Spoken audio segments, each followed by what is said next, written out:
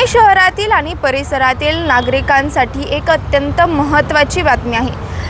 पुणे शहरातील जलशुद्धीकरण केंद्रे तसंच साठवणूक करून ठेवण्यासाठी ज्या टाक्या असतात त्यांचं देखभाल आणि दुरुस्तीचं काम हाती घेतल्यामुळे उद्या गुरुवारी 16 एप्रिलला जो पुणे शहराचा पाणी पुरवठा आहे तो बंद ठेवण्यात येणार आहे।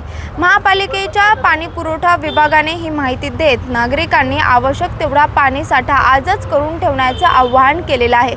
मिळालेल्या माहितीनुसार आज बुधवारी मध्यरात्री 12 वाजल्यापासून ते गुरुवारी रात्री 12 वाजेपर्यंत हा पाणी पुरवठा जो आहे तो बंद असणार आहे। यात महत्त्वाची ठिकाणे बघायला गेली तर या कालावधीत नवीन आणि जुने पर्वती जलशुद्धीकरण केंद्र, राजीव गांधी पंपिंग स्टेशन, लष्कर, वारजे जलशुद्धीकरण केंद्र यासह अनेक विविध ठिकाणांचा या देखभाल कामामध्ये समावेश आहे। याशिवाय Chandni Chowk, Gandhi Bhavan, PAN card club, टाकी परिसर, शिवने इंडस्ट्रीज परिसर, SNDT, चतुर्शृंगी पार्टी, होळकर जलकेंद्र, खडकवासला जॅकवेल आणि भामा आसखेड जलकेंद्र यांचाही समावेश आहे। म्हणजेच अत्यंत महत्त्वाच्या अशा जलशुद्धीकरण केंद्रांचा या देखभाल दुरुस्तीच्या कामांमध्ये समावेश आहे। आता या कामांमुळे पुणे शहरातील अनेक ठिकाणी जे पाणी पुरवठा करतात त्याच्यावरती मोठा परिणाम होणार आहे आणि साहजिकच ज्याच्यामुळे नागरिकांची जी गैरसोय आहे ती होणार आहे। मात्र प्रशासनाने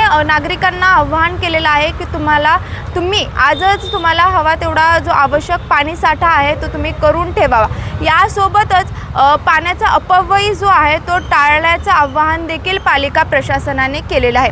पालिकेकडून मिळालेल्या माहितीनुसार 17 एप्रिलला शुक्रवारी सकाळी कमी दाबाने जो आहे तो पाणी पुरवठा पुन्हा एकदा सुरळीत जो आहे तो करण्यात येईल। मात्र सध्या तरी जलशुद्धीकरण केंद्र आणि जे टाक्यांची कामं आहेत ते हाती घेतल्यामुळे उद्या गुरुवारी पुणे शहराचा पाणी पुरवठा जो आहे तो बंद करण्यात येणार आहे आणि नागरिकांनी सहकार्य करण्याचे आवाहन पालिका प्रशासनाकडून करण्यात आले।